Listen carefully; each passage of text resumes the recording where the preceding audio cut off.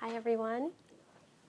Another round of applause for that wonderful short film documentary. I know I myself had tears in my eyes. So today we're going to have a nice discussion with our executive producer as one of our panelists, and I'll be introducing the rest of our panelists. My name is Lisa Shaw. I'm a physician assistant. I work here at the Stanford Women's Cancer Center in breast medical oncology.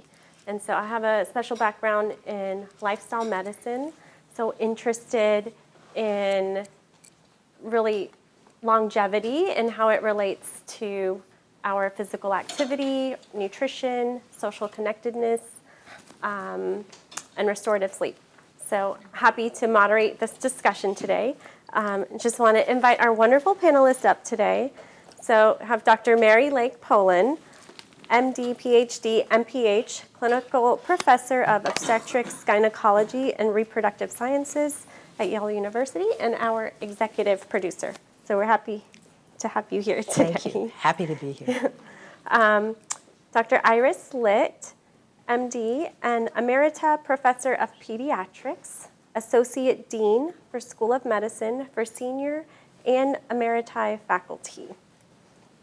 And then, last but not least, Dr. Vijay Periyakoil, MD, Inaugural Director of Stanford Medicine's Longevity, Equity, and Aging Research Consortium, and Professor of Medicine and Associate Dean of Research at Stanford School of Medicine, and Associate Chief of Staff at the VA Palo Alto Medical Healthcare System.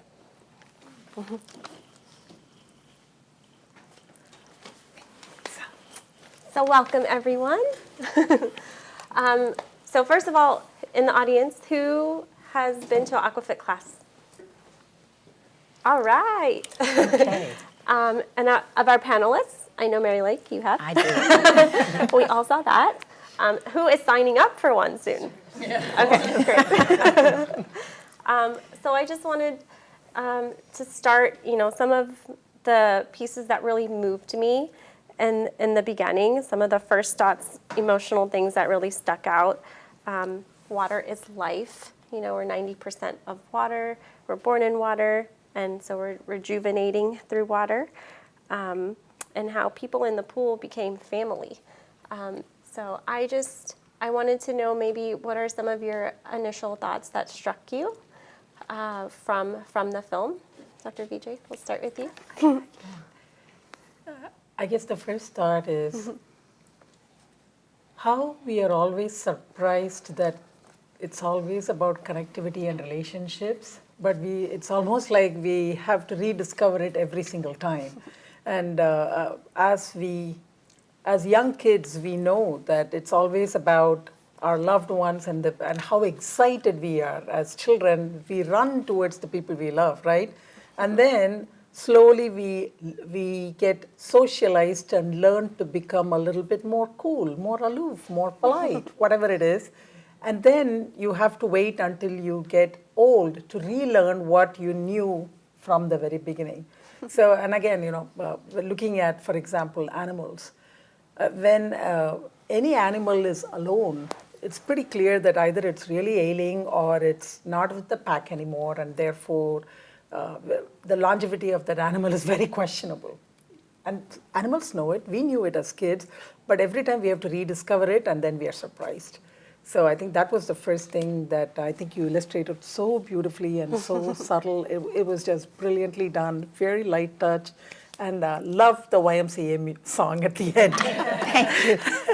I think we saw very quickly this was a film about much more than a basic Aquafit class. Iris? Yeah, I think the fact that the pandemic really taught us a lot about the impact of loneliness on the population. In fact, the Surgeon General last year declared it an epidemic in the country, and it's true across the world.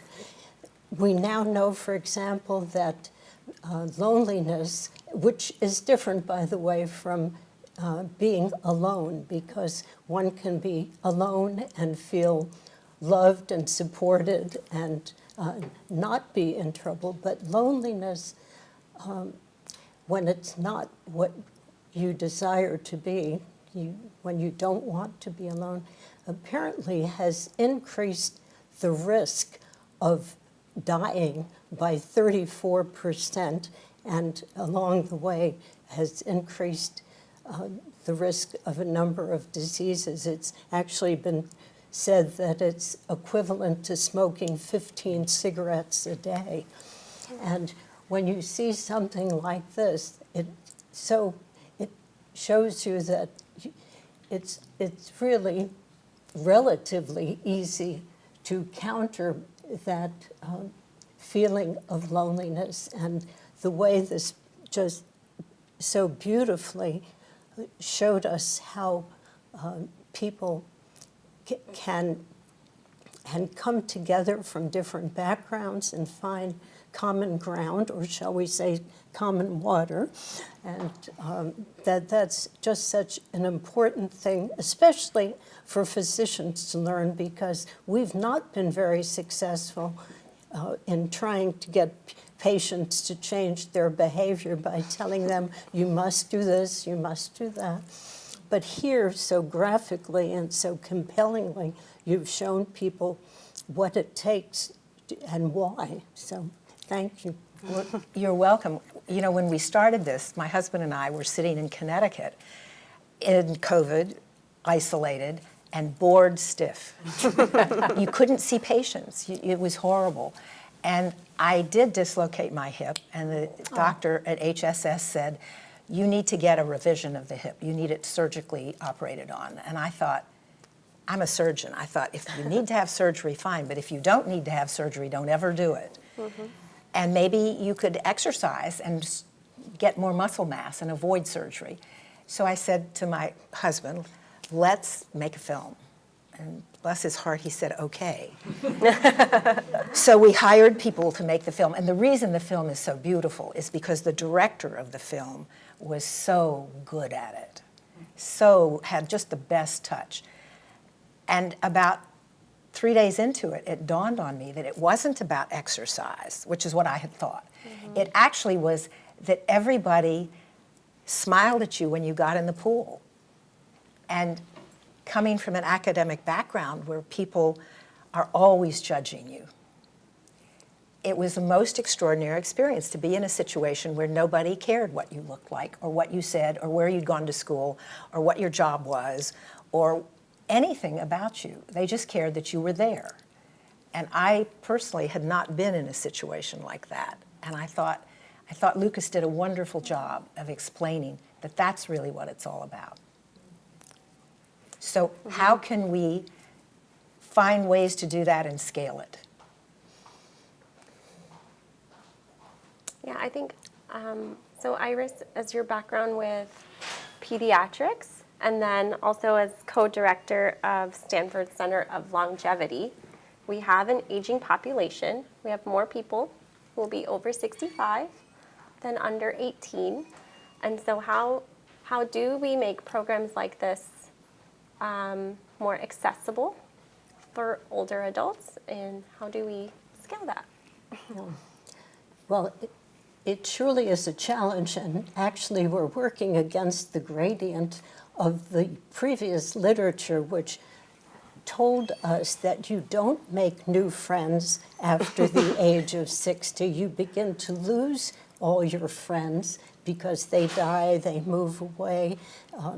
And so it's very exciting that we now do have some good, compelling data to show that was really not true. It is no longer true, and that people given the right opportunity and setting can respond very positively at any age. And there are now increasingly programs across the country that are taking that message to heart.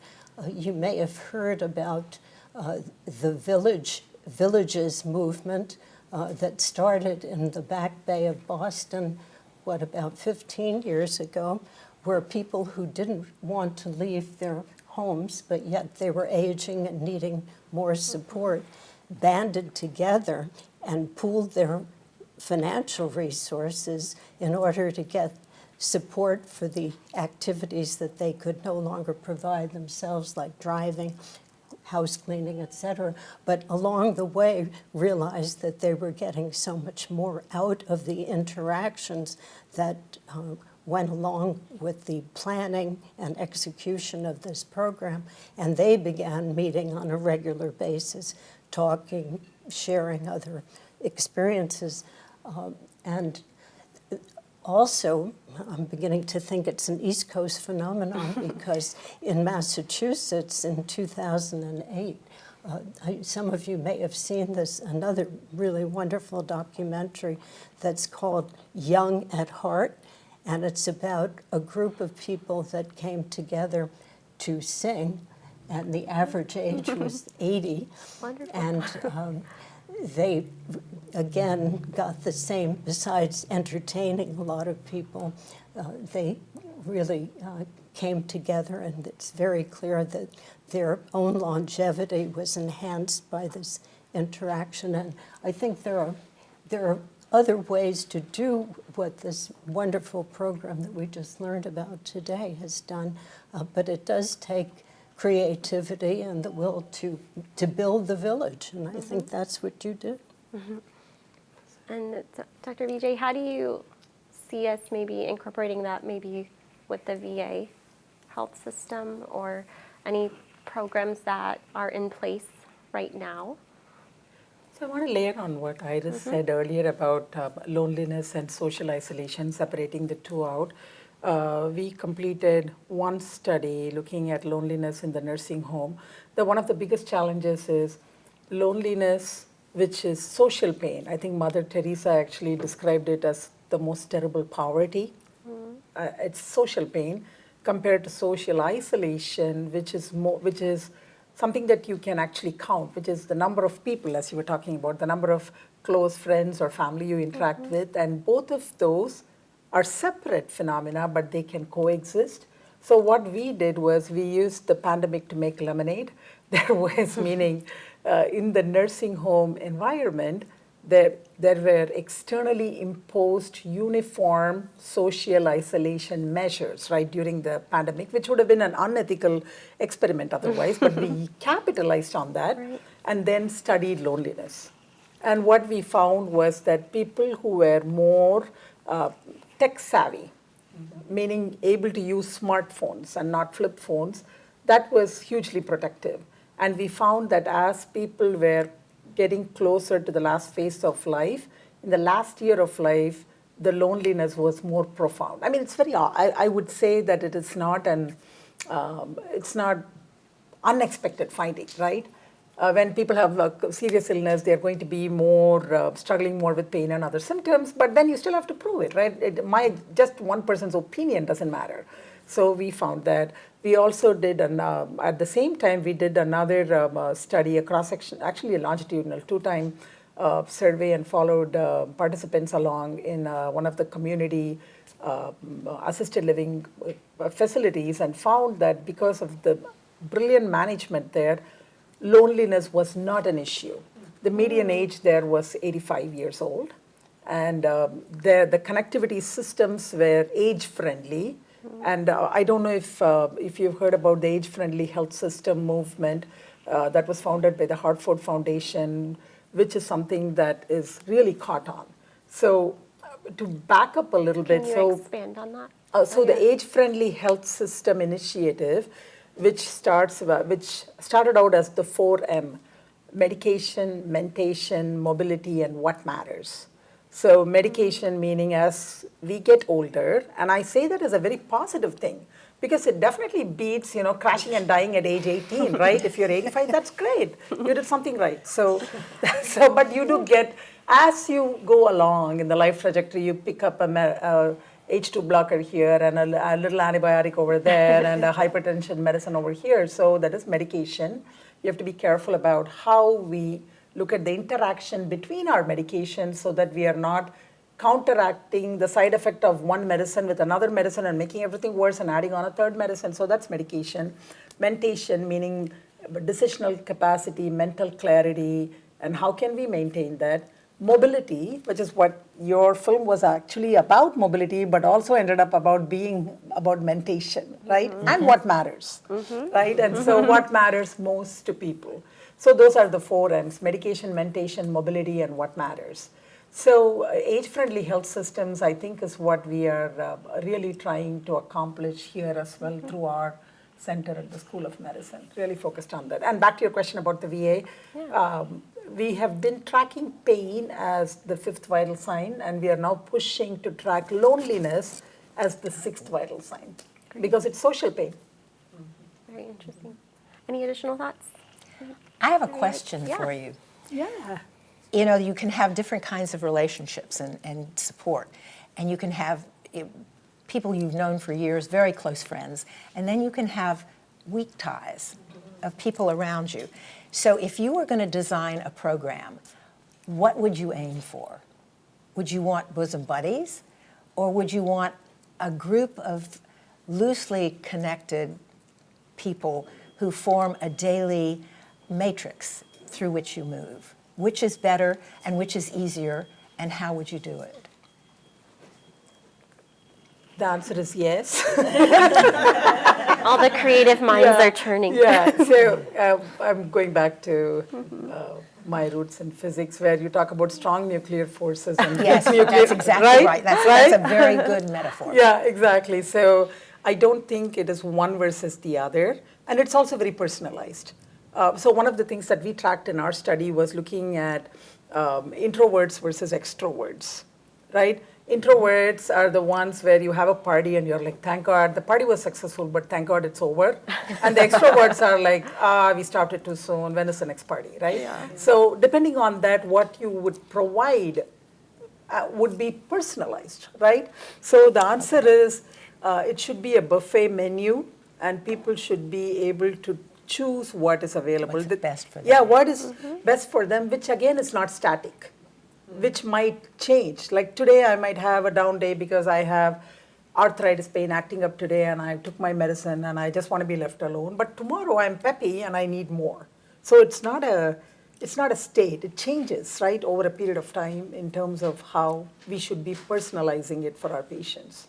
I think the other thing to keep in mind, of course, is that it's very helpful at older ages to have interactions with younger people as well as people in your same age cohort, because I think if it is so homogeneous, there's a tendency to only talk about illnesses and medication, and it's really very life-promoting to be able to get involved and interested in the lives, whether it be grandchildren or neighbors' kids. And I would put a plug in for intergenerational activities, whether it be residences or, like as many of you know, on the campus, we have the DCI program.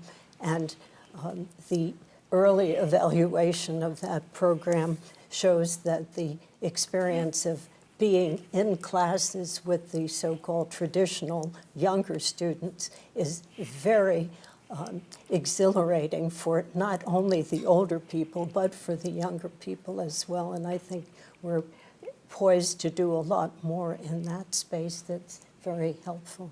I think you guys make really great points about having definitely more touch points to find an activity that might work well for one person on one day, might not be the same for another on a different day. So just much more touch points to offer that social connectedness.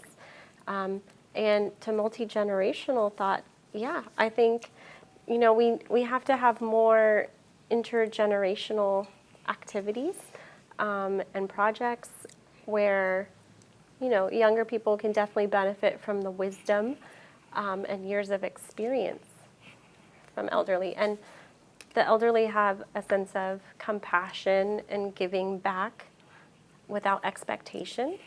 And they enjoy learning about technology. Yeah, it makes me think about, you guys may have heard of the blue zones. So these are longevity hotspots around the world with the largest number of living centenarians, or people living 100 and beyond. So Nicoya, Costa Rica, Sardinia, Italy, Ikaria in Greece, Okinawa in Japan, and Loma Linda, California, right here. So how do we create more blue zones? I think, these are one of the steps, taking these type of activities into place and creating more in our health systems. I think the goal should be to increase health span as opposed to just lifespan.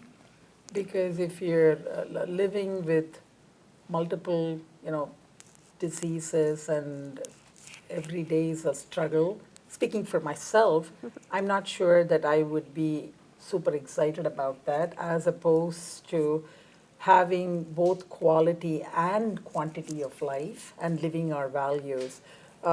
Looking at the national data, I think the last 2 years, we've been able to compress morbidity pretty effectively. The compression of morbidity came from Stanford, actually, Jim Freeze, a seminal paper in the 80s.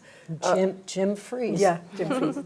So basically what that is, just to have clarity, is if people like me were doing our jobs right, everybody would be running the Boston Marathon until at one point, poof, you're gone, right? Because we compressed your morbidity into a hyper-dense state that lasted for a moment and that's it. That would be lovely. But what ends up happening is we start sliding down, right? Our functional status starts decreasing. And national data have shown that in the last 2 years of life is when people struggle the most with serious illness. So then the question is, what can you put in place ahead of time? What preventative measures can be done, not in your 50s, not in your 60s, but in your teens, 20s, 30s, so that you can compress that morbidity and improve the health span. Okay, so that's plan A. And then plan B, not that it's a backup plan B or the next plan should be, okay, now that we do have these last 2 years with diminished functional status, how can the rest of the environment surround you in a way that you don't feel your deficits? It's like a chameleon that cannot change its spots, so you just change the room, so the room looks like the chameleon. So the chameleon thinks that it's part of, it's changed its spots. So it's almost, it's like what can we in medicine do to make everyone feel that they are their best selves until the very moment they are gone, right? And so it's a wonderful, challenge to have, and I think we are all up for it, just excited to be here and to do that. Yeah, we definitely want to live longer, healthier, active, engaged, independent, as long as possible. Yeah. Sure, and I'll just say one more thing layering on that. I think a classic maybe error is people wait until a certain age to make friends who are older and younger than themselves. So when you're in your 50s, 60s, 40s, you have so much power and you're so busy and you're always going, and then you will hit 65 and you're like, intergenerational friendships are good, I should go and befriend the 20-year-old. Does not work that way, right? You have to bring people along because relationships are about time and endurance, and longevity in relationships is important before you can actually have longevity in life. And that argues for families. That argues for having nieces and nephews and cousins and uncles and aunts, so that you have this multi-generational group, and you have people who can put the pillows under you as you get older and make your life not just better, but make it relevant to what they're doing too. So how do you train the families? I think again, I'm going to quote Mahatma Gandhi in saying that you have to be the change that you wish to see in the world. So if, and I'm speaking about myself, I'm trying to get better at this. It is really hard to listen to your daughters when they are frustrated about something that seems so little and trivial.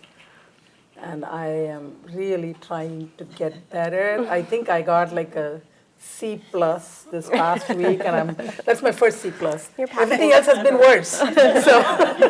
So that's how you train them. It's very hard to listen to the problem from a different generation because it's not relevant to one.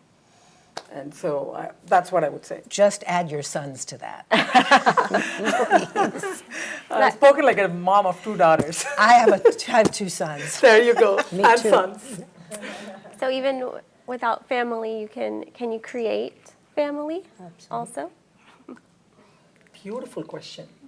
I think beautiful question because the definition of family is who we choose to love and who choose to spend their time with us. And so I don't hear the word blood in it at all.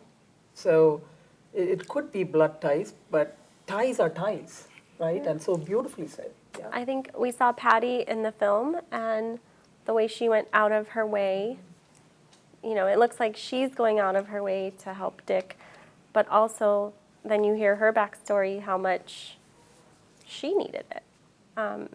So you get what you put in. And we call it family by choice rather than by birth. Mary Lake, what did you hope people would get out of this film? And what did you get out of making it? Oh, gosh. First, the part that I hoped everybody would get is just what you all have said. I really went into it thinking, I am bored, I have to get more muscle mass. Let's do something new. And it turned out to be about people and their relationships, which stunned me. I wasn't prepared for that. But it gave me something, too. I got to learn a whole new skill set. It was, as one of my friends said to me when I complained about how expensive the film was, she said, come on, you just went to film school on that, and it was a lot less expensive than going back to school and took a lot less time. So I think that learning something new at my age was really exciting. And it's like rejuvenating. It's like what they said in the film, it's rejuvenation. You can learn something new and you can make mistakes and come back and try and do it better the next time. That's what I got out of it. Are you going to make another film? Oh my gosh. My husband is sitting here having seen dear. this one for, 20 times. I would love to. It's a completely different skill than giving lectures. And it means submersing yourself into what other people should, want, need to hear. And I would love to do another one, yes. Yeah, you should. Thank you. You can all take on any new skills every day. I was surprised by how vulnerable the patients were, or the people in the film were, and just how much they put themselves out there. Like, I learned something. I think people want to tell their stories. Oh, yeah. I thought we had to get everybody to sign off on this, and I didn't think that they would sign off. And people have asked, how could you show a body like Dick Rao's body? Was that easy to do? Well, you ask people. Everybody wants to tell his or her story. And the questioner was one of the producers, Judith Bookbinder, who managed to ask them questions, sitting in a big YMCA pool with everybody doing swimming. And she made it so personal and so empathetic that they answered her. So I think it's the combination of who asks the questions and the fact that people do want to tell you what their stories are. we certainly look forward to the next film. I wanted to leave you guys with another thought. So there was a Harvard study on adult development. So this was one of the largest studies on adult life. They tracked 268 Harvard sophomores starting in 1938 during the Great Depression. And so they hoped through the longitudinal study they would figure out what makes a happy and healthy life. And what they found were the people who were most satisfied with their relationships at age 50 were the healthiest at age 80. So it didn't matter on any of their other health issues. So the study is ended, but we're still coming back to the same conclusions. from the study that started 85 years ago. So this might be the key to happiness ongoing as well. And Amy, I think we might have some questions from online. Yes. There's a question from the audience and a comment saying that they have a film festival that they would love to feature the film. So Mary Lake, if you're interested, there's Nice. lots of comments saying they're very much enjoying the film. Happy to talk to people about it. Any more questions from online audience? Any questions from right here in this room? Any comments? Great. I would just like to thank you all for coming and giving some good, thoughtful academic structure to this. Because what I did was an emotional response. And I don't know anything about growing old except personally involvement in it. But I wanted to thank you all for coming and talking about I it. will offer Truly comments since pleasure. I've been referred to. Absolutely. This is probably the 10th or so panel, although I've seen the film 25 times. We've never had a better one. Responses were yes. great. No, thank you. Actually, because this was filmed a couple of years ago, right? Is the group still meeting and getting together? Yes. Yeah. Oh, that's good. That's wonderful. So we'll have Aquafit signups in the back. So I believe there will be a light reception with refreshments after this. And did you want to end with any other final closing thoughts? No, I just wanted to thank everybody who was here participating because Frank is right. This is my husband, Frank Bennick, who allowed this to go forward and who, if he agrees, there could be another film. But he's right. This was, all the panels are different. It's amazing. You get different people, you get different questions. But this was really, for somebody who's in academics, was wonderful. I really appreciated being here. You saw what she did there, right? She has you on camera for the next film. Never had a chance. We will be there and love to discuss it. How's that? Absolutely. Thank you so much for putting this together and sharing it with all of us today and bringing us together for this lovely discussion. Thank you, Lisa. And you.